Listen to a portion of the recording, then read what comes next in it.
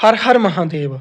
आप देख रहे हैं शिव की बात, शिव पुराण 30वां भाग, श्री रुद्र संहिता प्रथम सृष्टि खंड 12वां अध्याय, जिसमें आप श्रवण करेंगे भगवान शिव की श्रेष्ठता तथा उनके पूजन की अनिवार्य आवश्यकता का प्रतिपादन। नारद जी बोले, ब्राह्मण प्रजापति आप धन्य हैं, क्योंकि आपकी बुद्धि भगवान शिव में लगी हुई है। विदे आप पुनः इसी विषय का सम्यक प्रकार से विस्तार पूर्वक वर्णन कीजिए। ब्रह्मा जी ने कहा, तात एक समय की बात है, मैं सब ओर से ऋषियों तथा देवताओं को बुलाकर उन सबको क्षीर सागर के तट पर ले गया, जहाँ सबका हित साधन करने वाले भगवान विष्णु जी निवास करते हैं। वहाँ देवताओं के पूछने पर भगवान विष्णु ने सबके लिए शिव पूजन की श्रेष्ठता बतलाकर यह कहा कि एक मुहूर्त या एक क्षण भी हो जो शिव का पूजन नहीं किया जाता, वही हानि है, वही महान छिद्र है, वही अंधापन है और वही मूर्खता है। जो भगवान शिव की भक्ति में तत्पर हैं, जो मन में उन्हीं को प्रणाम और उन्हीं का चिंतन करते हैं, वे कभी दुखों के भागी नहीं होते। जो महान सौभाग्यशाली पुरुष मनोहर भवन सुंदर आभूषणों से विभूषित, जितने से मन को संतोष हो उतना धन, पुत्र, पौत्र आदि संतति, आरोग्य, सुंदर शरीर, अलौकिक प्रतिष्ठा, स्वर्गीय सुख, अंत में मोक्ष रूपी फल अथवा परमेश्वर शिव की भक्ति चाहते हैं, वह पूर्व जन्मों के महान पुण्य से भगवान सदाशिव की पूजा अर्चा में प्रवृत्त होते हैं। जो पुरुष नित्य भक्ति परायण हो शिवलिंग की पूजा करता है, उसको सफल सिद्धि प्राप्त होती है तथा वह पापों के चक्कर में नहीं पड़ता। भगवान के इस प्रकार उपदेश देने पर देवताओं ने उन श्री हरि को प्रणाम किया और मनुष्यों की समस्त कामनाओं की पूर्ति के लिए उनसे शिवलिंग देने के लिए प्रार्थना की। मुनि श्रेष्ठ, उस प्रार्थना को सुनकर जीवों के उद्धार में तत्पर रहने वाले भगवान विष्णु ने विश्वकर्मा को बुलाकर कहा, विश्वकर्मन, तुम मेरी आज्ञा से संपूर्ण देवताओं को सुंदर शिवलिंग का निर्माण करके दो। तब विश्वकर्मा ने मेरी और श्री हरि की आज्ञा के अनुसार उन देवताओं को उनके अधिकार के अनुसार शिवलिंग बनाकर दिए। मुनिश्रेष्ठ नारद, किस देवता को कौन सा शिवलिंग प्राप्त हुआ, इसका वर्णन आज मैं कर रहा हूँ, इसे सुनो। इंद्र पद्मराग मणि के बने हुए शिवलिंग की और कुबेर स्वर्णमय लिंग की पूजा करते हैं। धर्म पीत मणिमय पुखराज के बने हुए लिंग की तथा वरुण श्याम वर्ण के शिवलिंग की पूजा करते हैं। भगवान विष्णु इंद्र नील मणि तथा ब्रह्म हेममय लिंग की पूजा करते हैं। मुने विश्व देवगण चांदी के शिवलिंग की, वसुगण पीतल के बने हुए लिंग की तथा दोनों अश्विनी कुमार पार्थिव लिंग की पूजा करते हैं। लक्ष्मी देवी स्फटिकमय लिंग की, आदित्य गण त्राममय लिंग की, राजा सोम मोती के बने हुए लिंग की तथा अग्निदेव वज्र हीरे के लिंग की उपासना करते हैं। श्रेष्ठ ब्राह्मण और उनकी पत्नियां मिट्टी के बने हुए शिवलिंग का, महासुर चंदन निर्मित लिंग का और नागगण मूंगे के बने हुए शिवलिंग का आदर पूर्वक पूजन करते हैं। देवी मक्खन के बने हुए लिंग की, जोगी जन भस्ममय लिंग की, छाया देवी आटे से बनाए हुए लिंग की और ब्रह्म पत्नी रत्नमय शिवलिंग की निश्चित रूप से पूजा करती है। बाणासुर पार्थ या पार्थिव लिंग की पूजा करता है। दूसरे लोग भी ऐसा ही करते हैं।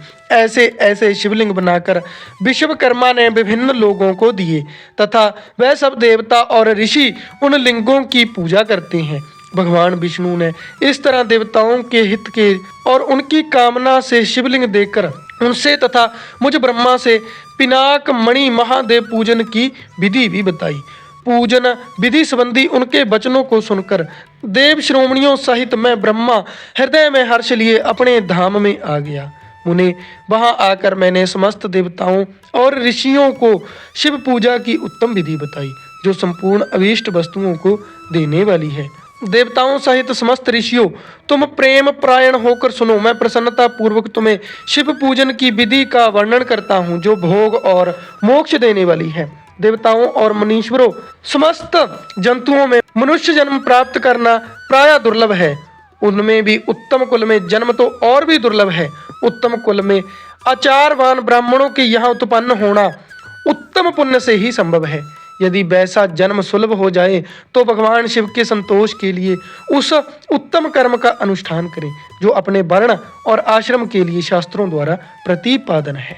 जिस जाति के लिए जो कर्म बताया गया है उसका उल्लंघन ना करें। जितनी संपत्ति हो उसके अनुसार ही दान करें। कर्म में सहस्त्रों यज्ञों से तपोयज्ञ बढ़कर है। सहस्त्रों तपोयज्ञों से यप यज्ञ का महत्व अधिक है। ध्यान यज्ञ से बढ़कर कोई वस्तु नहीं है। ध्यान ज्ञान का साधन है, क्योंकि जोगी ध्यानों के द्वारा अपने इष्ट देव समरस शिव का साक्षात्कार करता है। जो विज्ञान से संपन्न है उन पुरुषों की शुद्धि के लिए किसी प्रायश्चित आदि की आवश्यकता नहीं है। मनुष्य को जब तक ज्ञान की प्राप्ति ना हो तब तक वह विश्वास दिलाने के लिए कर्म से ही भगवान शिव की आराधना करे। जगत के लोगों को एक ही परमात्मा अनेक रूपों में अभिव्यक्त हो रहा है। एकमात्र भगवान सूर्य एक स्थान में रहकर भी जलाशय आदि विभिन्न वस्तुओं में अनेक से दिखते हैं। देवताओं संसार में जो जो सत या असत वस्तु देखी या सुनी जाती है वह सब परब्रह्म शिव रूप ही है, ऐसा समझना चाहिए। जब तक तत्व ज्ञान ना हो जाए तब तक प्रतिमा की पूजा आवश्यक है।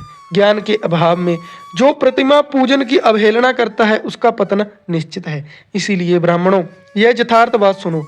अपनी जाति के लिए जो कर्म बताया गया है उसका प्रयत्न पूर्वक पालन करना चाहिए। जहाँ जहाँ यथावत भक्ति हो उस आराध्य देव का पूजन आदि अवश्य करना चाहिए, क्योंकि पूजन और दान आदि के बिना पातक दूर नहीं होते। जैसे मैले कपड़े में रंग बहुत अच्छा नहीं चढ़ता, किंतु जब उसको धोकर स्वच्छ कर लिया जाता है तब उस पर सब रंग अच्छी तरह चढ़ते हैं। उसी प्रकार देवताओं की भली भांति पूजा से जब त्रिविध शरीर पूर्ण तथा निर्मल हो जाता है तब उस पर ज्ञान का रंग चढ़ता है और तभी विज्ञान का प्रकट्य होता है। जब विज्ञान हो जाता है तब भेदभाव की निवृत्ति हो जाती है। भेद की संपूर्णतया निवृत्ति हो जाने पर द्वंद्व दुख दूर हो जाते हैं और द्वंद्व दुख से रहित पुरुष शिव रूप हो जाता है। मनुष्य जब तक गृहस्थ आश्रम में रहे तब तक पांचों देवताओं की तथा उनमें श्रेष्ठ भगवान शंकर की प्रतिमा का उत्तम प्रेम के साथ पूजन करे, अथवा जो सबके एकमात्र मूल हैं उन भगवान शिव की ही पूजा सबसे बढ़कर है, क्योंकि मूल के सींच जाने पर शाखा स्थानीय संपूर्ण देवता स्वतः तृप्त हो जाती हैं। अतः जो संपूर्ण मनोवांछित फलों को पाना चाहता है वह अपने अभीष्ट सिद्धि के लिए समस्त प्राणियों के हित में तत्पर रहकर लोक कल्याणकारी भगवान शंकर का पूजन करे। हर हर महादेव। आज का अध्याय यहीं पर समाप्त होता है। अगले अध्याय में आप सुनेंगे ब्रह्मा जी सभी देवताओं और ऋषियों को शिव पूजन की सर्वोत्तम विधि का वर्णन करते हैं। भगवान शंकर की कृपा आप सभी पर बनी रहे। हर हर महादेव।